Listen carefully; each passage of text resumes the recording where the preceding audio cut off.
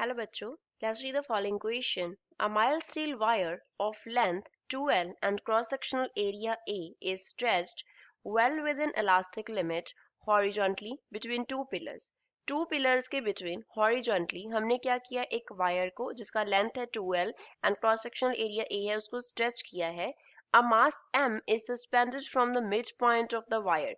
Strain in the wire is M को mid point पे stretch किया है, एक्स डिस्टेंस वो नीचे मूव कर गया वायर इस तरीके से, ये वाला हमें बताना है स्ट्रेन कितना कॉज हुआ. तो स्ट्रेन फाइंड आउट करना है. ऑप्शंस हैं x square by 2L square, x by L और एक्स स्क्वायर बाय एल और एक्स स्क्वायर बाय 2L.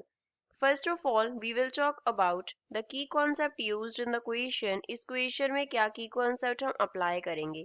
हमें क्वेश्चन में फाइंड आउट क्या करने को बोला है, स्ट्रेन फाइंड आउट करने को बोला है. स्ट्रेन क्या होता है, स्ट्रेन इक्वल होता है change in length bye original length के.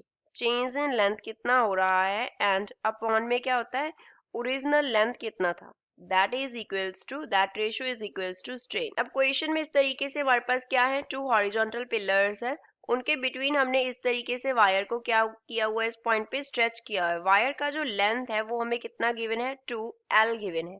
तो मिड पॉइंट से अगर इस तरफ डिस्टेंस मेजर करेंगे तो ये वाला डिस्टेंस कितना होगा, L, and this distance from mid point to the right side pillar will also be equals to L. तो वायर को अब स्ट्रेच किया तो उसका जो पोजीशन है वो कैसे बन गया, इस तरीके से बन गया. नाउ वी कैन सी कि जो लेंथ है वो बढ़ गया. हमने यहाँ पे क्या किया है, M मास के साथ इसको स्ट्रेच किया है. तो ये कितना डिस्टेंस नीचे मूव किया, X डिस्टेंस नीचे मूव किया. तो लेंथ में इंक्रीज कितना हुआ, सपोज ये P पॉइंट है, ये Q पॉइंट है, ये R पॉइंट है. तो जो हमारे पास इंक्रीज इन लेंथ और चेंज इन लेंथ हुआ वो कितना हुआ. अब जो लेंथ है वो कितना है, P Q plus Q R है. पहले जो लेंथ था वो कितना था, पी आर था. तो अगर उसको हम माइनस कर देंगे तो अब जो चेंज इन लेंथ है वो आ गया हमारे पास. तो पी क्यू जो है वो क्यू आर के इक्वल है. So we can write delta L is equals to 2 times of P Q minus क्या हो गया, पी आर हो गया. यहाँ पे हमने यूज किया है दैट जो पी क्यू है वो इक्वल है किसके, क्यू इंटू आर के, क्योंकि एम पॉइंट को मिड पॉइंट, एम जो मास है उसको मिड पॉइंट पे स्ट्रेच किया है. अब पी क्यू कितना है वो निकालना है. तो डेल्टा एल इक्वल होगा, यहाँ से 2 एज इट इज आ गया. पी क्यू किसके इक्वल होगा, अगर यहाँ पे ये एंगल देखे तो ये 90 का एंगल बन रहा है. तो पी क्यू, यहाँ पे इस पॉइंट का नेम हम दे लेते हैं कुछ भी, let us suppose this point का नेम जो है वो कैपिटल एम है.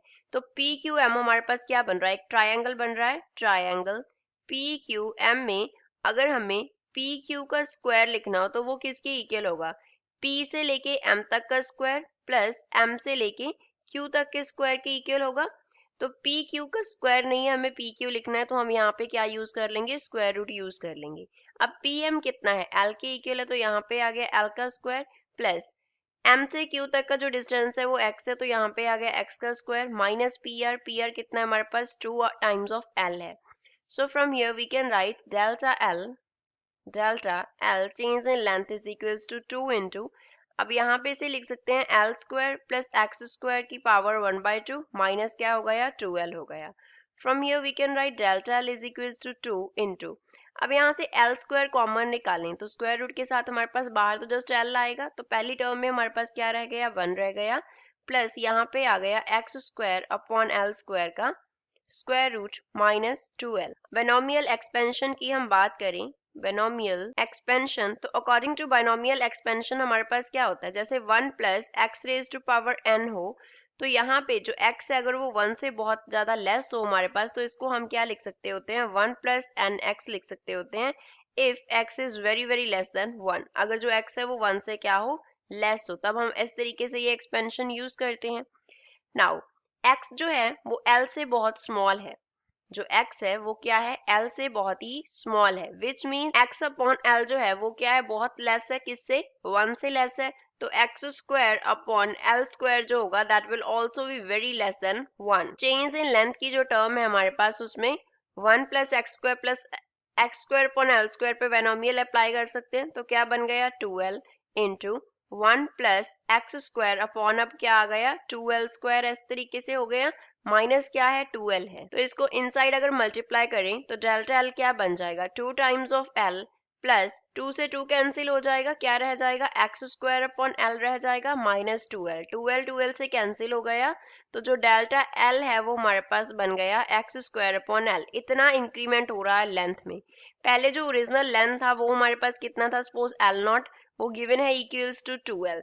तो स्ट्रेन क्या होगा, हमें निकालना था स्ट्रेन। स्ट्रेन क्या होगा, change in length that is x square upon L, upon में क्या है साथ में original length that is 2l। तो स्ट्रेन जो है सपोज ऐसे उसे डिनोट किया तो वो इक्वल आ गया x square upon 2l square के। This is final answer for the given question. ए जो है वो इस क्वेश्चन का करेक्ट आंसर है। I hope you understood it well. Thanks.